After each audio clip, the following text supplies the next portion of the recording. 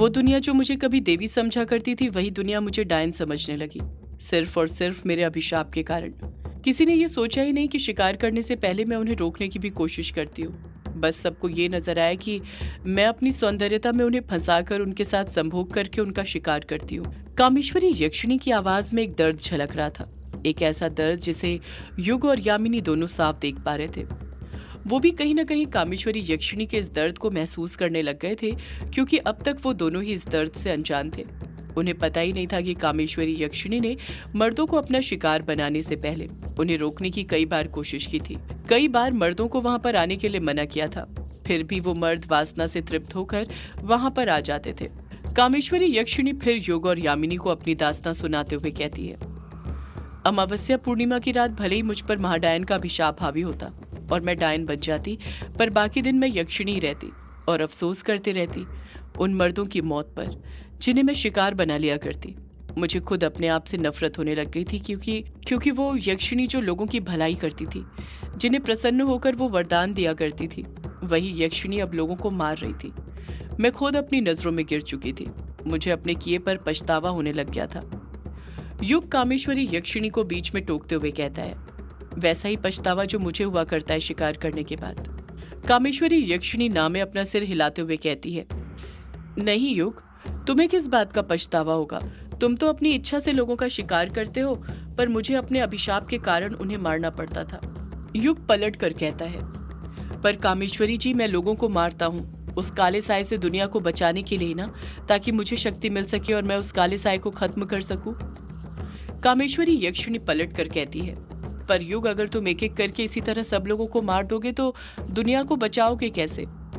जरा खुद सोचो, लोगों से ये दुनिया बनी है, दुनिया से ये लोग नहीं बने हैं।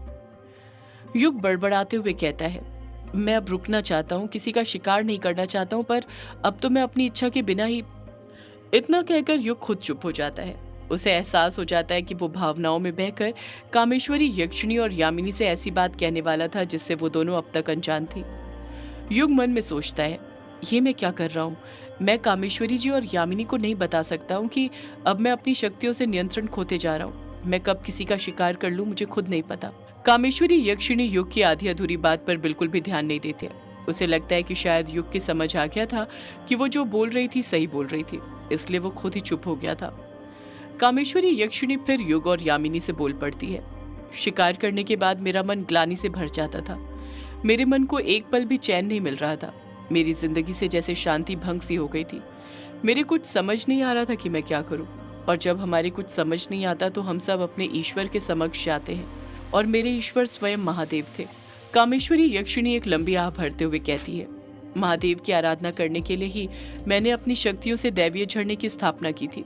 कामेश्वरी यक्षिणी ने इतना कहा ही था कि तभी युग बीच में बोल पड़ता है, आप उसी दैवीय झरने की बात कर रही हैं ना, जो काला झाड़ी जंगल के बीच में है?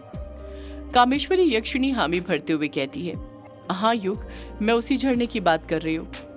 युग कुछ याद करते हुए नम लहजे के साथ कहता है, बचपन में पापा मुझे उस दैवीय झरने के पास ले गए थे। मुझे वो पल आज भी याद है।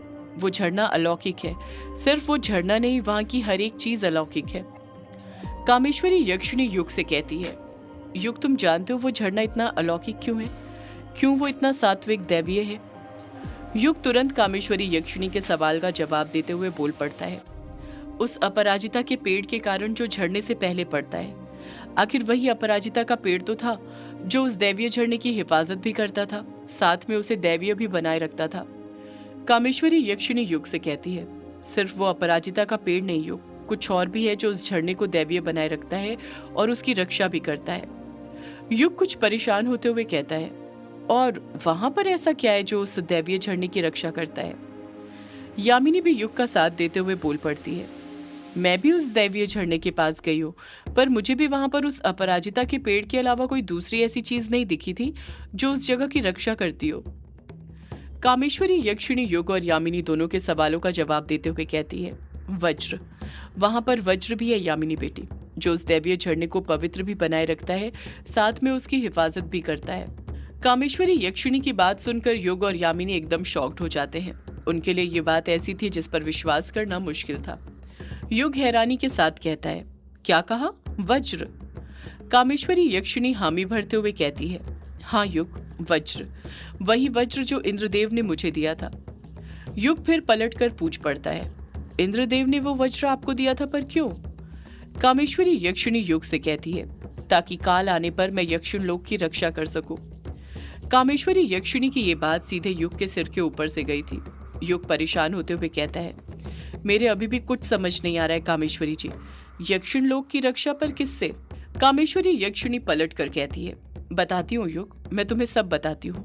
तुम्हें इंद्रदेव के वज्र के बारे में तो पता ही होगा कि उसका निर्माण कैसे हुआ था। युग खामोश रहता है, पर उसके चेहरे के एक्सप्रेशन देखकर कामेश्वरी यक्षिणी साफ समझ गई थी कि युग को इंद्रदेव के वज्र के बारे में कुछ पता नहीं था।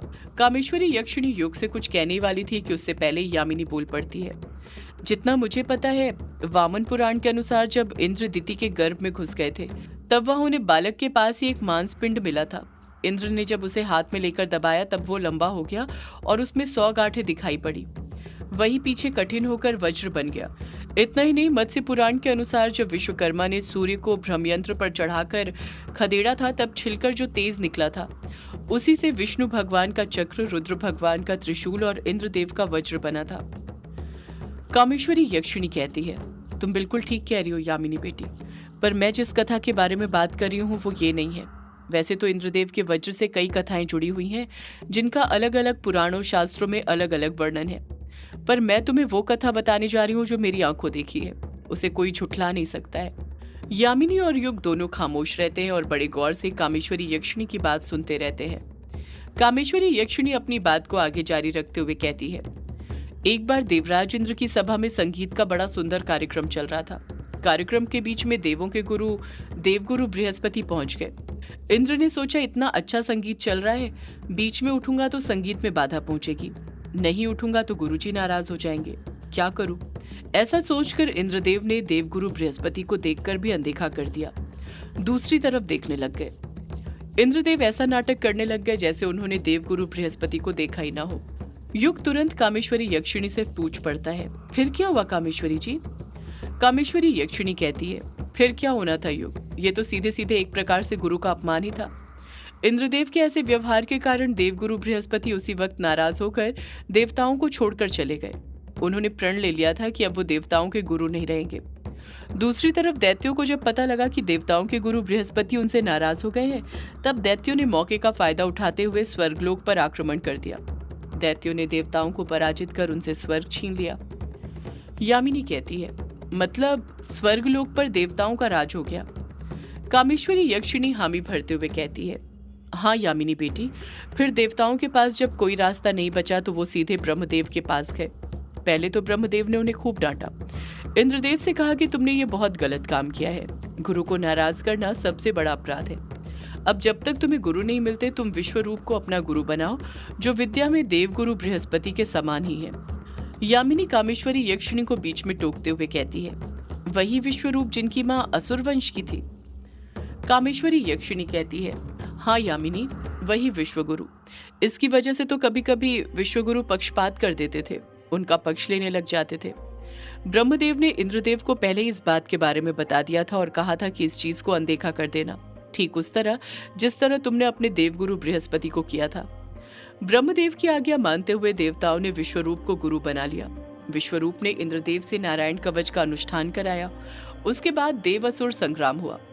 नारायण कवच के कारण देवता जीत गए। स्वर्गलोक का राज फिर से इंद्रदेव को मिल गया। कामेश्वरी यक्षिणी एक गहरी सांस अपने सीने के भीतर भरते हुए फिर बोल पड़ती है, स्वर्गलोक वापस मिलने के बाद इंद्रदेव राज्य की सुरक्षा के लिए यज्ञ कराने लगे। यज्ञ के समय इंद्रदेव ने देखा कि उनके गुरु विश्वरूप प्रकट रूप में तो देवताओं के पक्ष में आहुति दे रहे हैं और अप्रकट रूप में असुरों के पक्ष में। इंद्रदेव ने देखा कि विश्वरूप असुरों के लिए भी चुपके से यज्ञ करने जाते हैं। ये सब देखकर इंद्रदेव को क्रोध आ गया। उन्होंने उसी वक्त विश्वरूप का सिर उनके धड़ से अलग कर दिया। युग हैरानी के साथ कामेश्वरी यक्षिणी को टोकते हुए कहता है, मतलब क्रोध की आग में इंद्रदेव ने विश्वरूप गुरु को मार दिया? कामेश्वरी यक्षिणी कहती है, हाँ युग, विश्वरूप गुरु के मरने पर विश्वरूप गुरु के पिता त्वष्टा क्रोधित हो गए। वो इंद्रदेव को मारने के लिए अनुष्ठान करने लगे। उनका संकल्प था कि हवन से ऐसा पुत्र हो जो इंद्र को मार डाले, पर उच्चारण अशुद्धि के कारण यज्ञ से बेटा तो हुआ, लेकिन इंद्रदेव को मारने वाला नहीं, इंद्र से मरने वाला। यामिनी और युग दोनों ही बड़ी गंभीरता के साथ कामेश्वरी यक्षिणी की सारी बातें सुन रहे थे। कामेश्वरी यक्षिणी फिर बोल पड़ती है। यज्ञ से उत्पन्न हुए त्वष्टा के इस पुत्र ने सारे लोगों को अपने विशाल शरीर से घेर लिया था, इसलिए इसका नाम वृत्तासुर पड़ा था। जब वृत्तासुर ने हुंकार भरी तो सारे देवता उस पर टूट पड़े। देवताओं ने स्वर्गलोक की रक्षा के लिए वृत्तासुर पर अपने दिव्य अस्त्रों का प्रयोग किया, लेकिन सभी अस्त्र शस्त्र इसके कठोर शरीर से टकराकर टुकड़े टुकड़े हो रहे थे। अंत में इंद्रदेव को अपने प्राण बचाकर वहां से भागना पड़ा। जब इंद्रदेव अपनी जान बचाकर ब्रह्मदेव, विष्णुदेव एवं शिव भगवान के पास गए तो उन तीनों देवों का यही कहना था कि अभी संसार में ऐसा कोई अस्त्र शस्त्र नहीं है जिससे वृत्तासुर का वध हो सके। इतना कहकर कामेश्वरी यक्षिणी खुद चुप हो जाती है। कामेश्वरी यक्षिणी के चुप होते ही युग पूछ पड़ता है, जब तीनों देवों ने मना कर दिया उसके बाद क्या हुआ? कामेश्वरी यक्षिणी युग के सवाल का जवाब देते हुए कहती है, त्रिदेवों की ऐसी बातें सुनकर इंद्रदेव मायूस हो गए। देवराज की दयनीय स्थिति देखकर भगवान शिव ने एक समाधान बताया, एक ऐसा समाधान जो काफी मुश्किल था। यामिनी पूछती है, क्या समाधान था माँ वो? कामेश्वरी यक्षिणी जवाब देती है, महादेव ने कहा कि पृथ्वी पर एक महामानव महर्षि हैं, जिनका नाम महर्षि दधीची है, जिन्होंने तप साधना से अपनी हड्डियों को अत्यंत कठोर बना लिया है। इनसे निवेदन करो कि संसार के कल्याण हेतु अपनी हड्डियों का दान कर दे। इंद्र ने शिव की आज्ञा के अनुसार महर्षि दधीची से हड्डियों का दान मांगा। पहले तो महर्षि दधीची ने मना कर दिया, आखिर किसे अपनी जान से प्यार नहीं होता है। जो व्यक्ति जीना चाहता हो उसकी हड्डी भगवान भी उससे मांगे तो वो देने से इनकार ही करेगा। पर जब इंद्रदेव ने उन्हें बताया कि तीनों लोगों की सुरक्षा के लिए उनके शरीर की जरूरत है, क्योंकि उनके ही शरीर की हड्डियों से वज्र जैसा हथियार तैयार किया जाएगा जिससे वृत्तासुर जैसे राक्षस का वध हो सकता है, तो महर्षि दधीची संसार के हित में अपने प्राण त्याग करने के लिए तैयार हो गए। कामेश्वरी यक्षिणी एक गहरी सांस अपने सीने के भीतर भरते हुए फिर बोल पड़ती है। महर्षि दधीची ने महादेव का ध्यान किया और योग के द्वारा अपने शरीर का त्याग कर दिया। देवशिल्पी विश्वकर्मा ने महर्षि दधीची की हड्डियों से इंद्रदेव के लिए वज्र नामक अस्त्र का निर्माण किया। वज्र प्राप्त करने के बाद देवता उत्साह से भर गए। वृत्तासुर के साथ जितने असुर थे डर के मारे भागने लगे। इधर वृत्तासुर ने जोर से हुंकार भरी और इंद्रदेव की तरफ बढ़ा। इंद्रदेव ने अपनी गदा का प्रयोग किया। वृत्तासुर ने बाएं हाथ से इंद्रदेव के हाथी ऐरावत के मस्तक पर प्रहार किया, जिससे ऐरावत का मस्तक फूट गया। इंद्रदेव सहम गए। उनके हाथ में वज्र था जो दधीची ऋषि की हड्डी से बना था।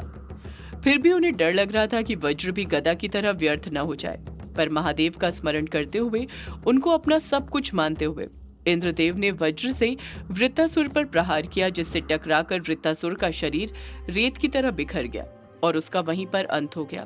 तभी से लेकर आज तक वज्र इंद्रदेव का प्रमुख हथियार है जो हमेशा उनके पास रहता है। युग कामेश्वरी यक्षिणी से कुछ कहने वाला था कि तभी कामेश्वरी यक्षिणी खुद ही बोल पड़ती है। युग, तुम्हें तो पता ही होगा, एक कहानी खत्म होती है तो दूसरे की शुरुआत होती है। उसी तरह एक युद्ध खत्म होता था तो वो दूसरे युद्ध की शुरुआत होती थी, और वो युद्ध नहीं महायुद्ध की शुरुआत थी।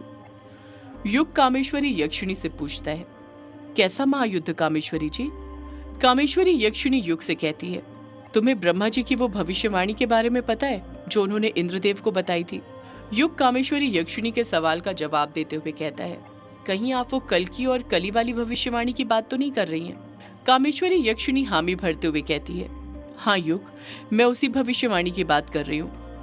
यामिनी कामेश्वरी यक्षिणी से हैरानी के साथ पूछती है, उस भविष्यवाणी का वज्र से क्या लेना देना? कामेश्वरी यक्षिणी कहती है, लेना देना है यामिनी। सदियों से है पुरानी ये है यक्षिणी की कहानी। यक्षिणी एक आग है, यक्षिणी तेरा ख्वाब है।